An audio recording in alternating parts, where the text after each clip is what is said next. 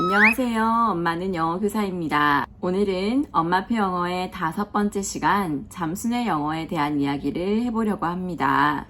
교육과 육아에 인사이트를 드리는 엄마는 영어 교사. 여러분, 놀라운 사실이 있어요. 사실 저는 잠수내 키즈입니다. 제 스스로를 키즈라고 부르는 게 조금 민망하긴 한데요. 그럼에도 불구하고 잠수내 키즈라고 말씀드리는 이유는 저의 유년기 시절부터 성인기까지 영어 공부를 했던 가정들이 잠수내 영어 공부법에서 제시하고 있는 루트 그대로이기 때문입니다. 초등학생 시절이었던 그 아주 오랜 시절에 저희 어머니께서는 잠수내 영어 공부법의 장점을 확인하시고 저와 제 남동생에게 잠수내에서 시키는 그대로 영어 공부를 시키셨어요. 그 결과 저는 현재 영어 교사가 되었고 저희 남동생도 토익 만점에 달하는 영어 고수가 되었습니다. 다만 잠수내 영어가 이렇게 효과적일 수 있다라는 것을 저의 사례를 들어서 말씀드리고자 합니다. 잠수내 영어 사이트가 있고 수많은 엄마표 영어를 하셨던 잠수내 엄마들께서 사이트에 각자의 경험담과 노하우들을 녹여 놓으셨어요. 자료가 굉장히 방대하고 무궁무진해서 아마 시간을 꽤 들이셔서 살펴보셔야 할 것 같은데요. 하지만 잠수내 영어에 대해서 대략적으로 파악하실 수 있는 방법이 하나 있습니다. 바로 책을 구입하시는 건데요. 제가 영어 공부를 본격적으로 하기 시작했던 것은 초등학교 시절이었던 것 같아요. 유치원 시기까지는 영어 공부를 일절 한 적이 없고요. 저의 어머니께서는 영어로 된 영화를 자막 없이 저와 동생에게 보게 하셨습니다. 그 당시에 되게 유명했던 영화들이 떠오르는 것들은 디즈니에서 나왔던 Bugs Life, Harry Potter 이런 시리즈가 있었는데요. 처음부터 끝까지 자막을 가리고 그 해당 영화를 무수히 많이 반복해서 보았다는 것입니다. 반복해서 영화를 보면 지루할 거라고 생각하시겠지만 사실 너무 좋아하는 영화를 계속 반복해서 보는 그 행위 자체는 더 깊은 몰입과 더 깊은 즐거움을 체험할 수 있게 하는 아주 좋은 영어 공부 방법입니다. 그렇게 영어로 된 영화를 자막 없이 무수히 반복한 다음 어느 정도 영어에 대한 감을 익혔다라고 판단한 뒤 스크린 영어라고 해서 지금은 없어진 업체인데요. 그 당시에 좀 유명했었습니다. 마찬가지로 디즈니 영화의 자막들을 한 문장씩 공부하고 따라 읽고 녹음하는 그런 프로그램으로 공부한 적이 있었는데요. 공부의 제재가 영화였기 때문에 아주 즐겁게 공부를 할 수 있었습니다. 이렇게 흘려듣기식의 영어 인풋으로 충분한 양의 영어 듣기에 노출을 시킨 다음 암기 학습으로 넘어가게 되었는데요. 영어 공부에 있어서의 암기에 관한 중요성은 제가 다음 영상에서 또 한번 만들어 볼게요. 이제 수많은 영어 단어와 문장 패턴들을 실제로 암기하고 암기한 것을 영어로 말하고 점검받는 과정을 거치게 됩니다. 아직도 기억나는 것이 제가 하루에 거의 200단어씩을 외웠던 것 같아요. 초등학교 시기예요. 사실 지금은 추천하지 않는 방법이긴 하지만 당시에는 영어 공부법에 대한 좋은 가이드라인이 거의 전무하던 시절이었기 때문에 저희 어머니 또한 교육을 전공하신 분이 아니었기 때문에 저에게 적절한 가이드라인을 주시지 못했어요. 제가 영어 단어를 암기했던 방법은 빽빽이라고 하죠. 그냥 드립다 영어 단어와 뜻을 종이에 쓰고 또 많이 발음하고 기계식으로 암기하는 거였는데요. 추천하진 않습니다. 영어 단어를 공부하는 가장 좋은 방법은 예문 속에서 해당 단어가 어떻게 실제로 활용되는지를 같이 암기하는 것인데요. 저는 그렇게 하지 못했습니다만 이 기계적인 암기 방식을 통하여 제가 얻은 한 가지는 제 단어 실력이 그 당시 아주 급상승했다는 것입니다. 하루에 200단어씩을 늘 새로 배우고 새로 암기하고 전날 것을 복습하는 그 과정 자체가 굉장히 고통스럽기도 하고 어린 시절에 영어 공부에 대한 부담감이 정말 심했던 것 같아요. 하지만 지나고 보니 그런 과정은 긴 영어 공부의 과정 속에서 반드시 한 번은 거치고 지나가야 하지 않았나 하는 생각이 듭니다. 문장 패턴 암기도 이미 어느 정도 다 숙지하고 있고 알고 있던 영어 표현들을 실제로 말로 해보고 외워서 발표하는 형태의 홈스쿨링을 했었는데요. 당시 서점에서 가장 유명한 영어 패턴 회화책을 한 권 구입하셔서 한 챕터씩 매일매일 테이프를 따라 듣고 발음하고 암기하게 하셨어요.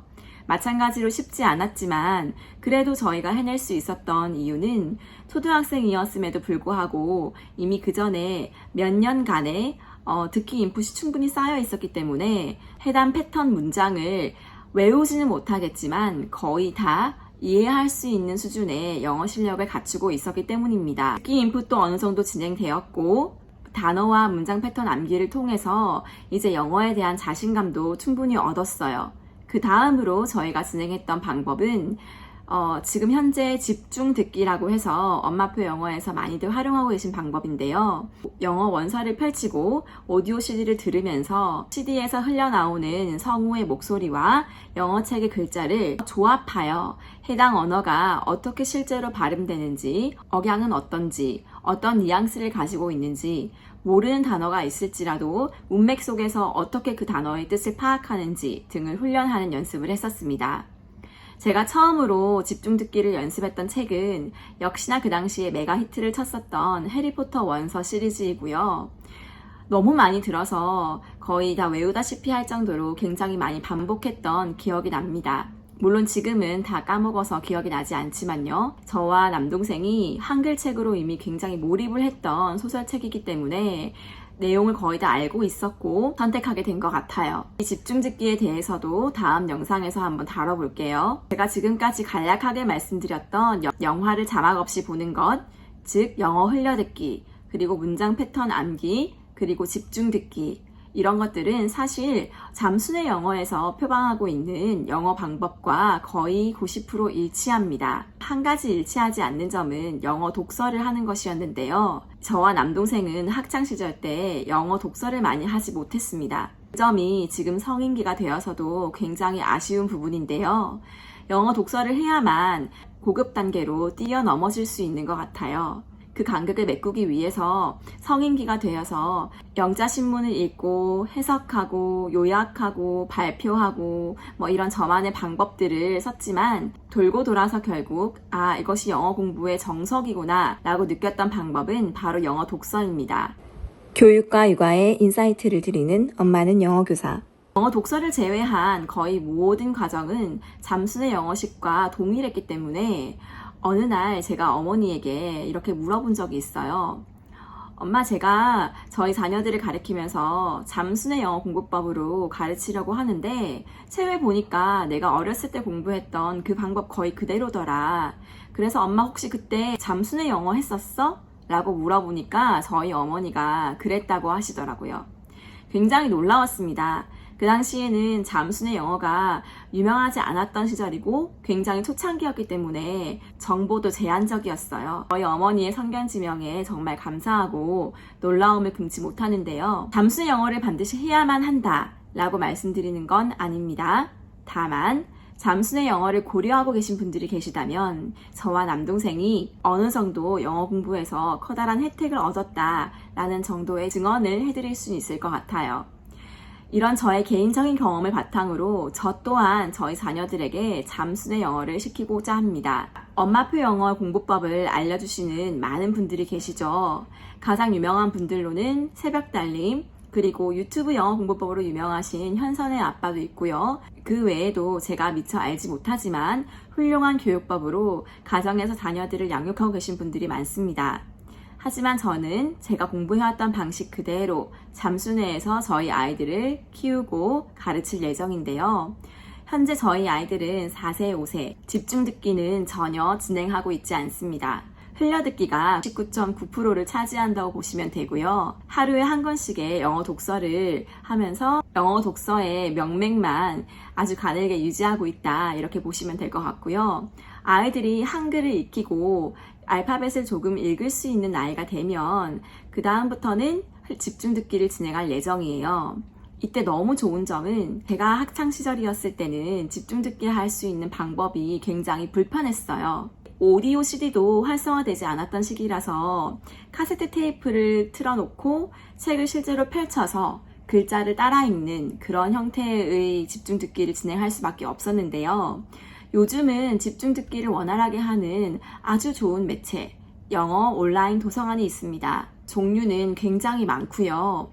대표적인 영어 도서관으로는 에픽, 그리고 어린 아이들 대상으로 즐겁게 할 수 있는 영어 도서관은 라즈키즈.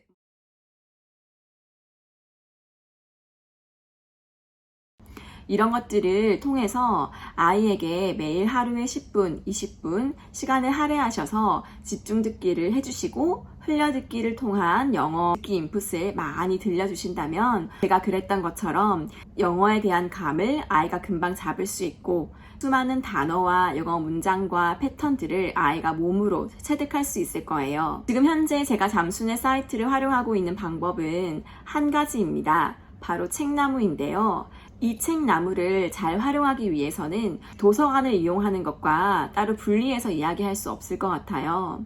책나무를 이용하면 시중에 나와 있는 많은 한글책과 영어책에 대한 각종 자료를 검색하실 수 있고 수많은 잠수인들의 산 증인 같은 경험담들을 검색할 수 있습니다.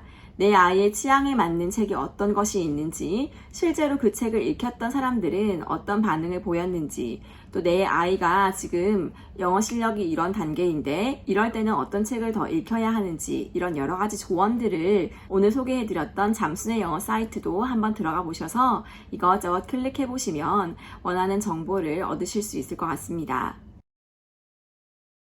다음 시간에는 도서관 활용법과 잠수의 영어에서 책나무를 어떻게 연계하여 활용할 수 있는지에 대한 개인적인 이야기를 해보도록 하겠습니다.